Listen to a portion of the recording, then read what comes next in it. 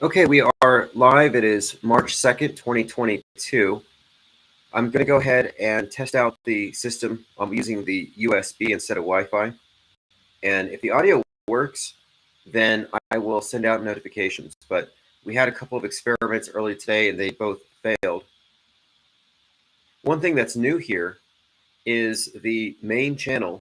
Well, the main channel is open, but the previous main channel, the one that has more than 1,000 subs, that one had been silenced for like 90 days. And it was just resurrected yesterday. It's all that. Look, this is amazing to me. Is that the reason that channel had been banned probably had to do with our conversation about the virus going against mainstream conjecture. And now the mainstream, and I'm watching CNN, so I'm getting it straight from the source. They are saying that it came from a laboratory in Wuhan. So the bats have been exonerated. They're also saying that Ohio is actually toxic. At first, they downplayed it. It was a conspiracy theory. Now, Ohio is toxic, and bats didn't do it. The Chinese scientists at the laboratory did, just like in Resident Evil. Again, the predictive programming has become real life, and we're living in a conspiracy now. And previously, even talking about how we're living in a conspiracy would get you banned, but now it's mainstream. Just amazing how fast these things change. I want to go over some of the things we talked about earlier today when the sound was bad and it wasn't worth salvaging. Quite a lot to cover. This white noise thing is pretty much still dominating the conversation because there are train wrecks happening all over the place. It's just the latest thing. It's kind of like they copy each other. You know, there's riots here, got to have riots there. School shootings there, got to have school shootings there. They just kind of universalize it because the media is your universal religion. They run the same psyops on everybody. That's why you have plane crashes or train crashes. These things all happen everywhere concurrently. In fact, I have seen a lot of hype on CNN for anti-Semitic hate, for climate change, and airplanes being somehow dangerous. Now turbulence is being hyped up. Mike D says, I don't trust anybody from Ohio. Well, that's the heart of America.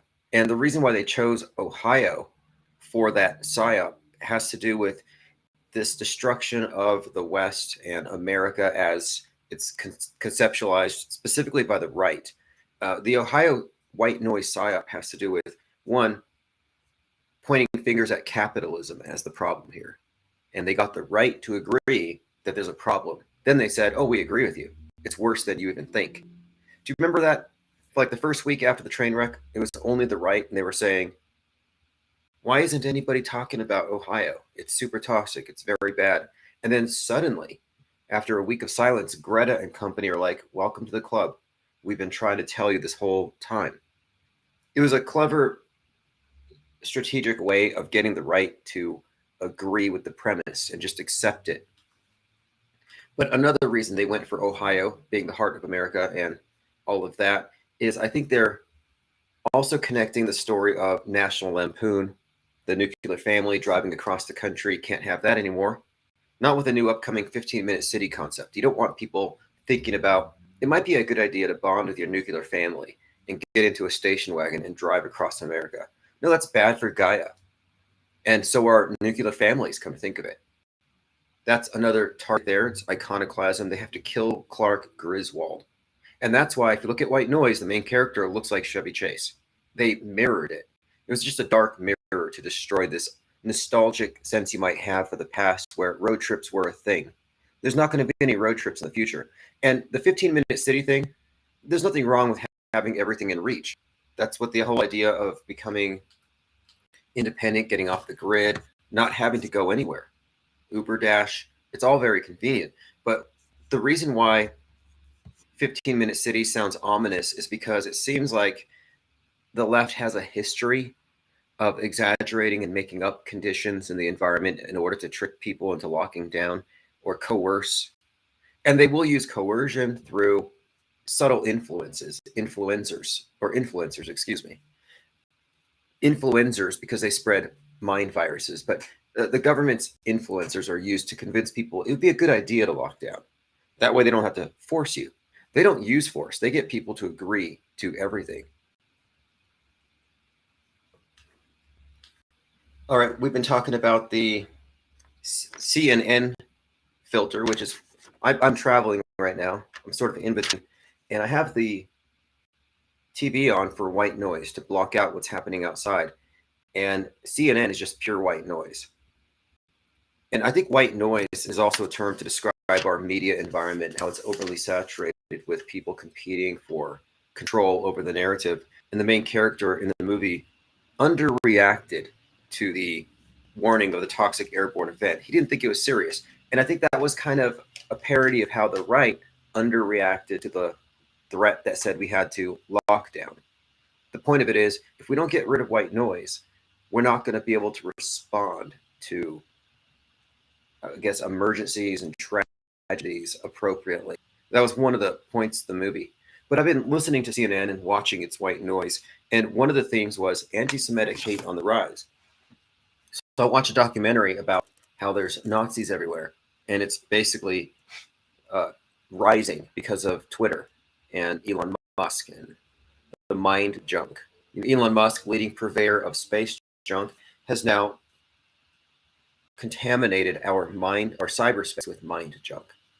Cyberspace is our shared mental environment, just like outer space is a shared environment.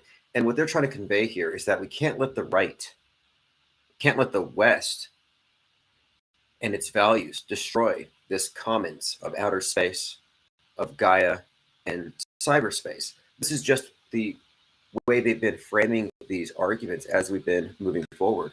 They've been preparing us. And so I'm looking at this TV show, Rising Hate of Anti-Semitism, and I'm thinking this is a pretty big deal, pretty scary.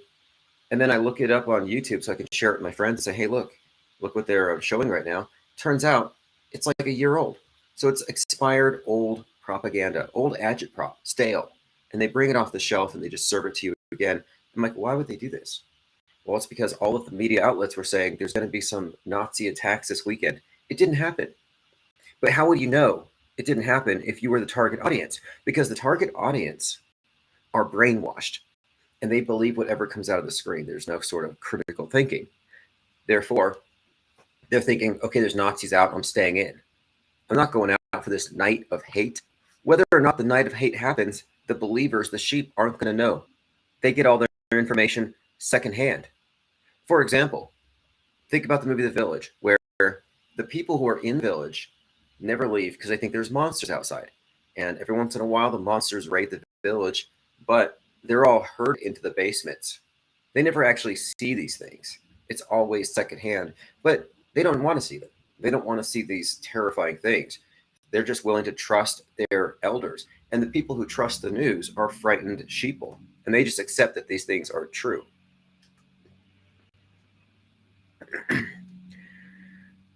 Going through some comments. Mike D says, when I get my press pass, I'm coming to interview. Hey, by the way, I'm going to be doing an interview very soon about the documentary we did called Behind the Perv. Behind the Perv, very interesting topic having to do with the flat earth topic and how many of its leading voices when it blew up in 2016 were all connected in a very dark web of feds and peds. But we'll talk about that soon. Looks like Chief Crow and the Flat Earthworms has made it. Excellent. I think that there was a recent live stream. I shared the link, but I was traveling. I had to miss it. But if everyone wants to go to Spotify and search Chief Crow, listen to Dinosaurs in Space, which is a very scientific concept. Dinosaurs in space. Two things that are mostly just imaginary, but they've combined them and they said that there's literally dinosaurs on the moon. And they got there because of the Mount Everest size space rock that hit the Earth 65 million years ago, probably 66.6 million. I mean, why don't we just round it?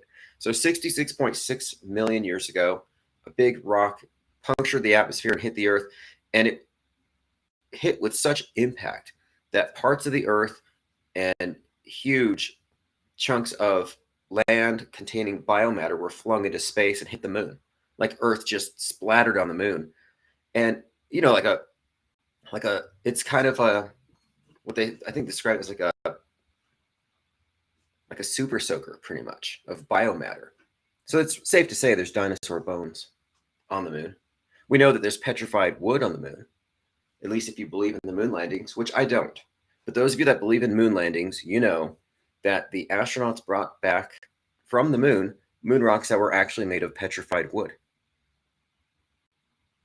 Like, it's entirely within the realm of possibility that the ISS could be hit by a T-Rex skull at any moment, or a Triceratops skull could just go right through it. And the thing has been hit, as we predicted it would. If you remember the summer of 2020, the arm of the space station was punctured by space junk. Listen how deep their programming goes and their layered narratives here. The space station has an arm. The arm gets punctured, as in it gets like a shot. And this was during the mission called Celestial Immunity, when all of the astronauts are vaxxing each other up in the space station. And I'm like, okay, they're up there poking each other with needles, and the arm gets punctured, so the space station gets vaxxed. They get vaxxed. Now, what they're trying to convey here is what I'm talking about with mind junk and space junk, and how they have created these parallel narratives to get you to accept a premise. The reason why people accept the premise that you could be a mind virus super spreader is because they accepted the existence of mind viruses. And that's all predicated on this pandemic model. And what they have done is they have convinced us, well, they have illustrated to us through these elaborate rituals that for the common good, we have to purify our space, the space between us, outer space, mental space, cyberspace. We're in the safe space age. And if you remember, before they had the state mandated safe spaces of 6 feet distance from everybody, we had safe spaces, which were mostly on college campuses. And these were places where lefties could be safe from right-wing memes. That safe space became social distancing. And now on the internet, they're trying to encourage mental safe spaces. Again, it's all about quarantining us against, quote, mind viruses, thought control, but specifically those from the political right. Nobody censors the left. It's all about censoring the political right. And now they want to move that into the public spaces, as we've been talking about. And this has been very well illustrated in the movie Hot Skull, where there's viruses that spread through words, verbally spread memes that actually take over your mind. Like 9/11 was an inside job. Well, that's a meme, a mind virus, you could say. And in Hot Skull, people were quarantined against mind viruses, and they had to wear earplugs, ear coverings.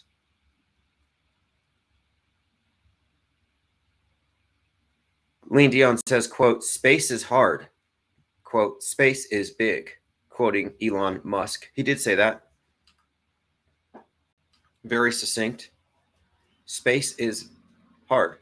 And look, the people who believe in outer space imagine themselves like the emperor, the naked emperor. They're all a bunch of naked emperors. They don't have any clothes on, and we're calling it out. They're like, I believe in space, so I'm more scientific than you. Well, no, you're a believer. You actually have a religious frame of mind when it comes to anything above the Kármán line, anything above 62 miles. You're going into mysticism. You're going into allegory, which they convince you is reality, but it's not. And nowhere was this better illustrated than last year's space churrasco, this like salami-like meat. Some scientist, an astronomer, a guy with access to a $10 billion telescope, thought it would be funny to take a piece of salami, to photograph it, and Photoshop it onto an image of deep space. And the whole community around outer space, NASA, SpaceX, all of these astronomers, all of them at once, just their jaws dropped. You could just hear it collectively. All their jaws hit the tables at once. They're like, that is so beautiful. It's a star 4.2 trillion light years away. And I'm like, these people are so credulous. They will literally believe anything, and they're being laughed at by the guys that took $10 billion from them. Try to get a refund on a $10 billion telescope that's a million miles away. That money went into some black hole. Well, it turns out it was a piece of meat. And once he told everybody, people were shocked. The Atlantic did a story. It was like, don't be embarrassed if you fell for it. Like, don't be embarrassed. You ought to be ashamed. You ought to take your college degree in astrophysics and just, I don't know what you want to do with it, but it's worthless. Get your money back. Rocco says, whatever happened to the scientists probably promoted? Well, I'm pretty sure that behind the scenes, they were laughing literally at everybody, the true believers, because it's a cult with an exoteric shell for the believers and an esoteric aspect for the knowers, the ones who are let in. And we know what's going on behind the scenes. The outsiders don't, and they think they know more than us, but they've been deceived. All right, let me go ahead and continue through what we went over earlier today. Someone mentioned Greta getting arrested her second time. Climate Goblin arrested for protesting oil or something. Like, why doesn't she protest her climate alarmist leadership and their private jets? I was talking to the fakeologist last week about this, how Bill Gates was called out for flying around the world, to save the planet in his private jets. He justified it. He's basically, he basically said he makes up for it. And I'm like, this is interesting. It's like the selling of indulgences. If you're rich, you can get away with sinning. Just give the church some money and you'll be okay. The rich can buy their way into heaven. But it was an exact parallel to Kenneth Copeland, who was also asked, how can you justify flying around in a $45 million jet while people are starving in the world? Not very Christ-like. And he excuses himself that he's flying around to save more souls. Of course, privately among friends, he's been saying that he would never get in an airplane with regular people because it would be like going into a tube filled with demons, which is probably true. But Jesus would have gone into the tube filled with demons. He wouldn't have requested separate accommodations. Mike D says, we are doomed. We're not doomed. It's never going to end. There has never been an end. Every end is a new beginning. It's about the cycles. You'll notice, this month we're offended by Trump. That came to an end. This month we're offended by Ye. That came to an end. Now let's be offended by Musk. And then they start over again. Anyway, Greta's been arrested twice.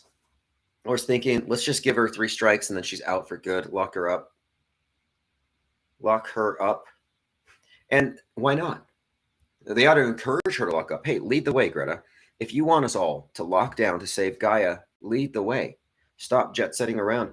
She's been arrested twice. They can't keep her for some reason, but she's one of the most egregious carbon super spreaders I've ever seen. She's been everywhere, all over the world with a crew, a camera crew. Can you justify that?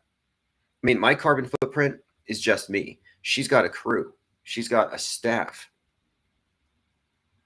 I think they should actually arrest her for killing the Rickroll. I don't know if you saw that video last year.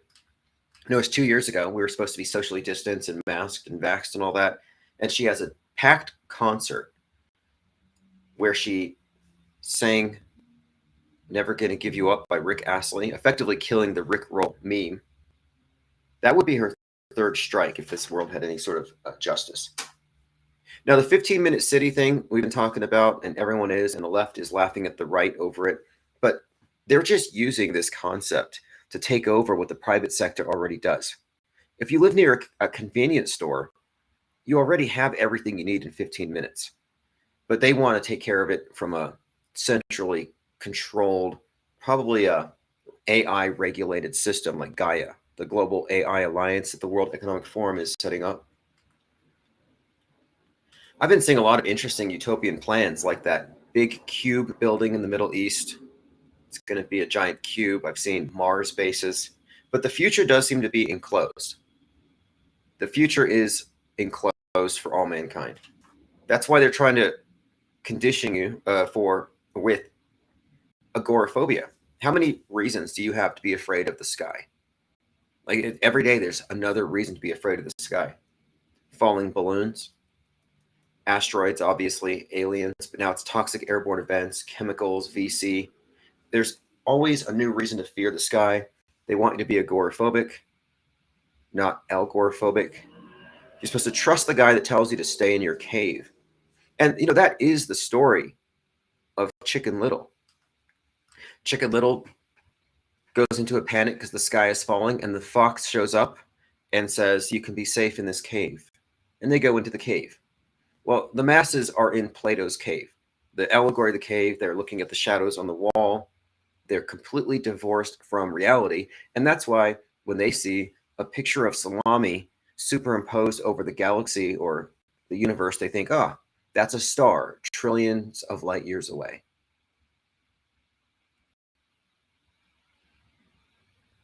Yes, this is live. We're testing everything out. I'm now using a USB. I think we have a better connection now.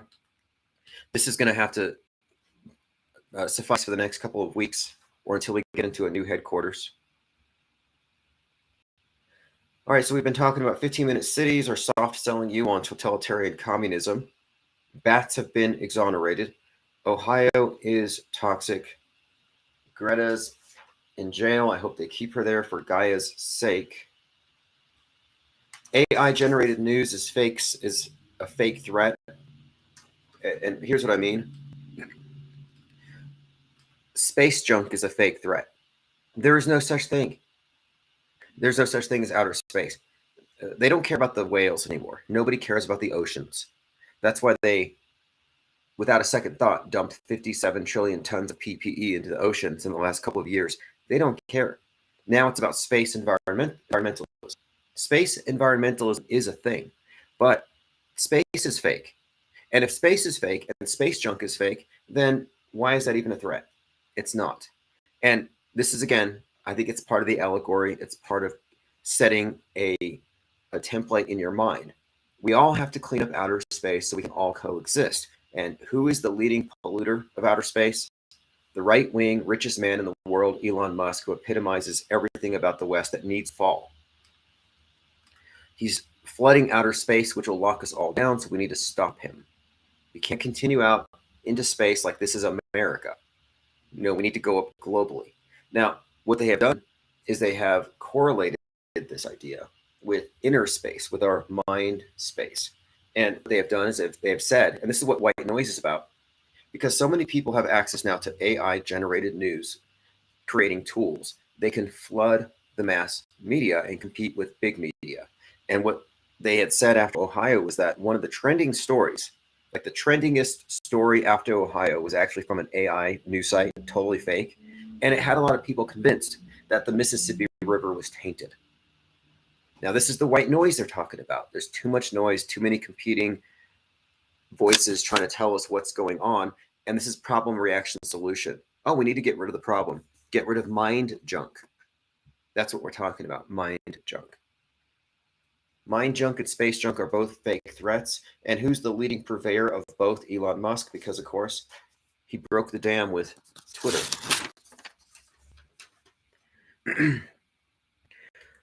Going through your comments, Linda says mental health is a big thing now. Everyone fits into a category of mental health. Excellent point. Because what they're doing, and this is, again, building off of 2020, is they're getting everyone to accept the premise of mind viruses that you need to be protected from. And you can't vax your mind, but you can certainly quarantine it.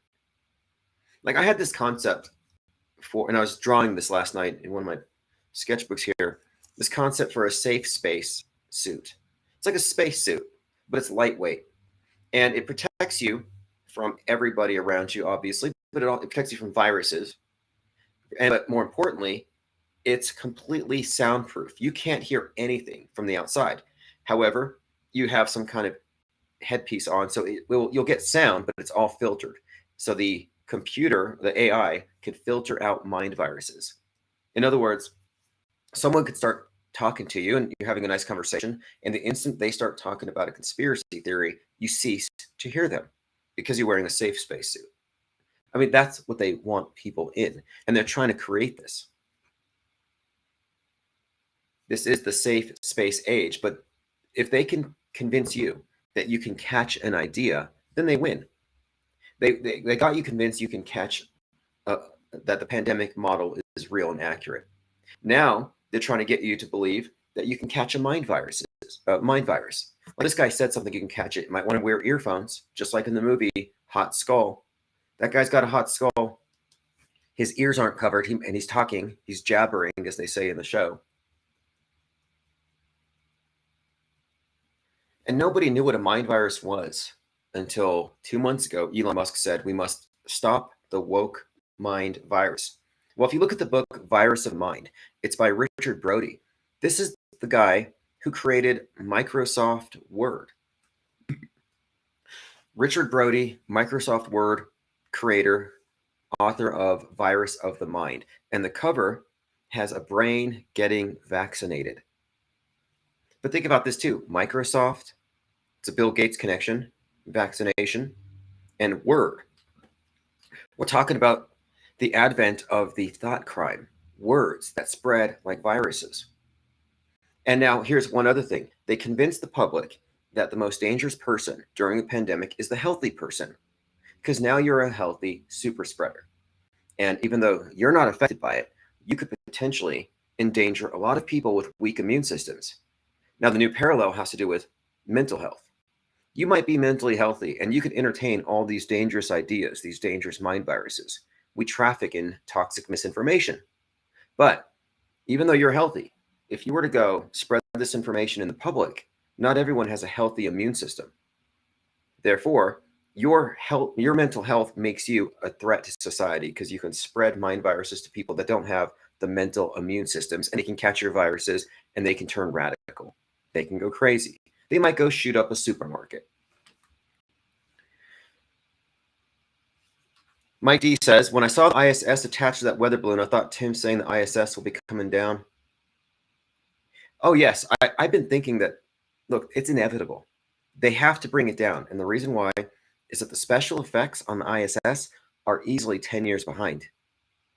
I mean, you know how problematic that is? They have rolled out the new green screen, the surround LED studio that is so realistic that it's rendered everything else obsolete. And they're stuck using obsolete special effects, Final Cut Pro era, like 2005 era, like really weak special effects. And they're stuck with it. Because if all of a sudden it looked super realistic, like Sandra Bullock's Gravity, people would notice, wait a minute, how come suddenly the astronauts can move around like they're not dangling from bungee cords? So as to not be obvious, they're going to have to pull down the space station and the new one will have better special effects. Going through comments, Diana South says, V's are fake. They emanate from germ theory. Well, mind viruses are fake because it presumes that you don't critically think about ideas before you accept them. Although, now this is interesting. I've been thinking about mental self-defense or mental immune systems and the physical immune system. One has to be, and then of course the vaccination being an augmented immune system. And this is why I say they want to vax your mind or convince you that your mind needs it or that your mind needs to be screened. They want to convince you that your mental immune system cannot protect you from all the white noise, from all the misinformation. They want to convince you it's inadequate. But in a way, they're kind of right because they have rendered the mental immune system of the average person, the average MSM news believer, they've rendered it, I would say, completely, they've nullified it. They've rendered it incapable of stopping any idea. Like people will believe anything. When I say that people believe that salami was a star, I'm pointing it out because it shows that there's a hole. There's like a gap in their perception. Like they don't critically think, oh, this could be real, it could be fake. It's like, oh, that's real. Let me worship it. Let me believe it. Let me praise that space salami.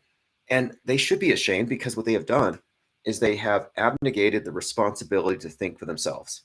And they've allowed the screen to supplant that critical thinking process. And this is what I think the meaning is behind the black monolith of Stanley Kubrick. This is what I think the true meaning is behind this David Bowman merging with the monolith, or Alice in Wonderland through the looking glass, that when you accept the premise of the mass media's world stage, which I'm contending is the de facto state church, when you become part of this religion, when you accept their paradigm, I think you have put your head through the screen. You're in the TV. You're in a fictional universe. And I was trying to talk about this earlier when our audio was off, but if you think about the Marvel universe or any of these fictional universes from literature like the Lovecraftian mythos or any of these Netflix series that take place in a fictional universe, it's essentially it's the real world with something added onto it, like the real world post-apocalypse, the real world given this specific set of conditions. And the fictional universe is a concept in literature so that many people can write about a place and all of their stories correlate. This Marvel is a good example of this. All these comic book characters written by different authors, but they all exist in the same world. Well, the mass media is a fictional universe in that sense, and the people who accept it as is, I would say, are world staters. They put the screen ahead of their own ability to perceive. And it's a fictional universe where nukes are real, aliens are real, orbiting satellites are a thing. It's a universe where 20 years of school shootings have happened because of AR-15s. I mean, it's mostly real. And I'm not a reality denialist. I'm not denying anything in the sense that if I see something or something is perceivable, I'm not saying it doesn't exist. I'm just saying that their interpretation is what needs to be carefully examined. And you can't rely on the media to sift through all the white noise. I often cite the NPR article, The School Shootings That Weren't, where they saw this US Department of Education study that showed that 235 school shootings had been committed that year. They were shocked. They investigated the 230 some school shootings to find out that only 11 were legitimate complaints or incidents, and these weren't even mass shootings. The article, The School Shootings That Weren't, was an example of journalism, and I'm pretty sure somebody got hanged for that.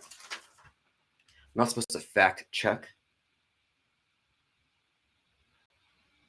Okay, continuing. Again, the MSM has now said it's okay to say that the thing started in Wuhan in a biolab. And this is not a step in the direction of truth. When the mainstream media says, oh, Ohio is contaminated, when the mainstream media says, oh, this was caused by evil scientists in a biolab, it's not a step in the direction of truth. It's not people waking up. It's not the truthers being vindicated. Quite the opposite. It means we're being dragged deeper into the matrix because all of these whodunits, oh, the Chinese did it, or whoever did it, Illuminati or reptilians, whoever you want to blame for it, all these whodunit explanations efface the fact that it wasn't done. They take a what is it and turn it into a whodunit. All right, we are joined by Thirst for Truth. Linda Curtis, Lane Dion says MSM super spread terror. Oh, the leading purveyor of mind viruses is the mass. That's the point I wanted to make. I say mind viruses don't exist. However, if you take a rational person and you trick them into thinking that the TV screen is a window to the world, not a filter, but a window, and you get them to trust it implicitly, and they no longer question whatever premise is set or whatever news story is presented before them, then you could say that your mainstream media believer does in fact catch mind viruses on the regular. And maybe that's what they want. They want everybody to have mind aids. They want everybody to have no ability to block ideas. That way you just believe whatever they say. They don't need you to be an intermediary between your beliefs and their propaganda. They want to get rid of your eye. They don't want, this is why they had the mask. They said, if you don't wear the mask, you're being selfish. Well, they want to kill yourself. You got to be selfless to join the collectivist mob that doesn't think for itself. And it's been this way from the beginning. And this is something else too. Hot Skull, as I've been talking about, Hot Skull is about people with what they call ARDS. Like I said, mind aids. Yeah, it's based on ARDS from Hot Skull, Acquired Reasoning Deficiency Syndrome. The mass media has conditioned people to not reason. And if they don't need reasons to believe, if they're unreasoning, then you could say that they have acquired reasoning deficiency syndrome. They've all got ARDS or mind aids. Linda Curtis says the media is the new pain reliever. Oh, yeah, media is the opiate of the masses. It is the de facto state church. It is a religion. And when I say religion, I'm just talking about a worldview, a regimented worldview, like a set of presumptions about reality and our place in it. And in the mainstream worldview, in our mainstream religion, you're a born super spreader that needs to do your best to mitigate your spread of carbon and misinformation so as to please Gaia, not cause a flood, and not offend anybody. In other words, be a good believer.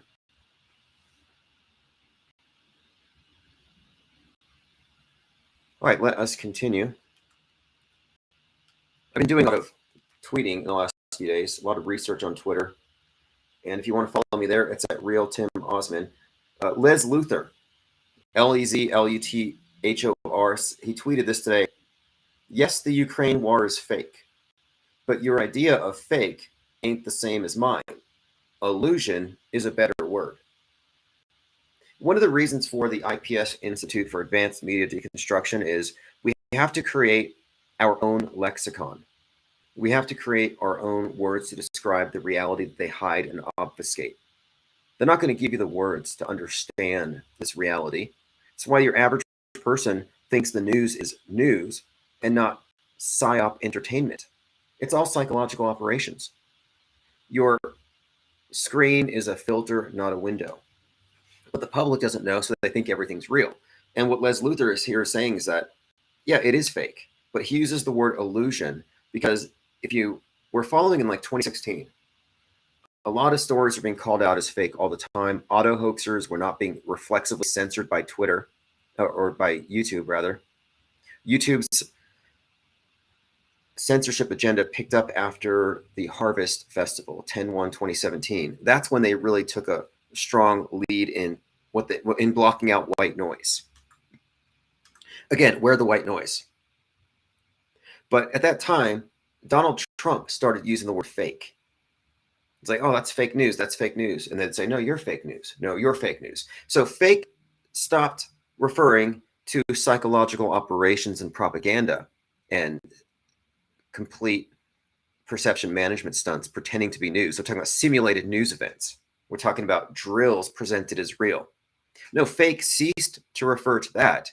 And now it became partisan bias. Just kettle and pot. You're fake news, when they're both fake news. But they appropriated the term so we would not use it to accurately describe the hoaxes or the illusions or the stagecraft. And it was a strategic appropriation. It's like, let's just distract them with partisan bias. That way nobody can notice the hoaxes. And this is all, to me, this is all word games that they put out there intentionally. Like they want you to call something a false flag, not a hoax. Because a false flag assumes it was real. They want you to believe it leaked from a lab rather than it's a hoax. Here's another one. I saw someone on Twitter sharing images of 9/11, and they said, oh, the planes were holograms. Holograms are real. And my response was, no, the hologram's a false explanation that gives crisis actors and the mass media plausible deniability. It gives them cover. I mean, think about it. If 9/11 is real, then the news media is just there recording it, and the eyewitnesses are just reporting on what they're seeing. And if it's not real, then you're dealing with liars in the streets and liars on TV. And the way they hide the fact that they're all liars is they supply you with all kinds of alternative theories, like, oh, there was a plane, but it was a hologram. Well, no, there wasn't a hologram. There was nothing. It was CGI. It was only seen on television because it was a digital insert. But the hologram explanation would give plausible deniability because now these eyewitnesses are no longer liars. They're just mistaken. You see what I mean? Same with the news media. Oh, the news isn't lying. They were just recording a hologram they thought was real. They were tricked. Like, no, crisis actors and psychological operations aren't tricking the news. I mean, think about any of these mass shooting events. You don't have a group of actors like, hey, let's trick the news and trick the police and trick the mayor and trick the sheriffs and trick the politicians that are going to attach them. Like, that's not how it works. They're part of the production of the event itself. And that's why you have to call it a hoax and not a false flag. Otherwise, you're not exposing the stage. You're just exposing the play and a subplot. And most conspiracy theories only get into the subplot of a play, not into the fact of it being staged. I had an email from someone after this, or rather a tweet from Mikhail Gianni, who said, "No, I was there. I saw the plane hit from New Jersey and it looked real to me."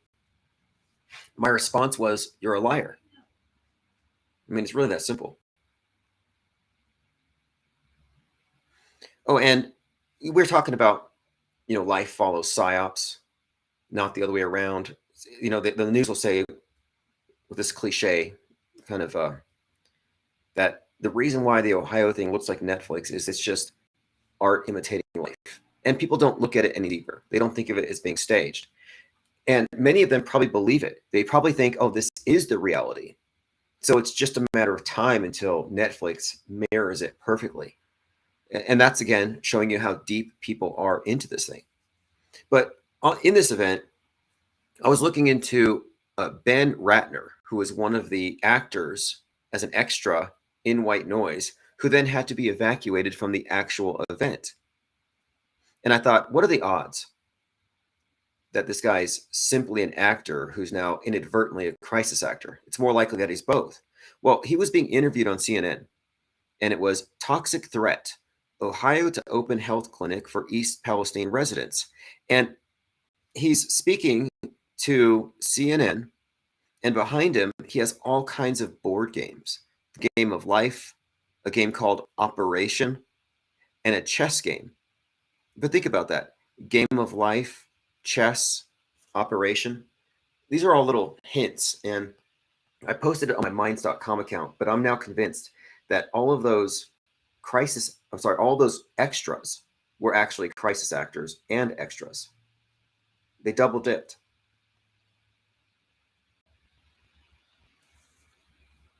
Okay, let's see here. Catching up on comments. Donald Trump, father of the vaccine, says Jurassic was talking about the White Noise movie before it happened. Yeah, I watched it at the recommendation of Linda Curtis because of the EMP, Toxic Airborne Event, predictive programming value. And anything you see on Netflix is going to happen next year. That's just a rule. Only it's not going to be real. And one more point about this Ohio thing. Mainstream conspiracy theorists say, oh, the reason why you have predictive programming is because dark occultists in the media have to tell you what they're going to do before they do it, so they can be absolved of any karmic retribution. Alex Jones says this. Stu Peters says this. Every popular conspiracy theorist will say predictive programming is just them gloating in advance. That's absurd. The truth of it is we're in a hyper-mediated, immersive illusion with concurrent and predictive programming 24/7. Ohio was not an anomaly. It's the rule, not an exception. We're always noticing this stuff. It's all the time. I mean, right now we're living in the conspiracy theory about Wuhan from Resident Evil and from a couple of, I believe, was it Tom Clancy books? Or what I'm saying here is that this predictive programming is always happening, but they just pointed it out this time, and they want to mystify it. They can hide the fact that it's all staged by saying, "Oh no, it's real," but this is just another facet to it. They add on. They think it's like the commenter says, "I think it's mockery." No, that's what they say. All of the mainstream conspiracy theorists will say it's mockery. In a way, you could look at it as mockery. They make a mockery of everybody. But what I'm saying is that it's to condition you to accept as real. The predictive programming is to work on your imagination, to open your Overton window, to make more things seem possible. And once they've expanded your frame of reference, then they put it on the news and you're like, oh, it's just like what happened on TV. It's just a tactic, and they're always doing it. It's not because they're gloating or mocking over a real event, because the events aren't real.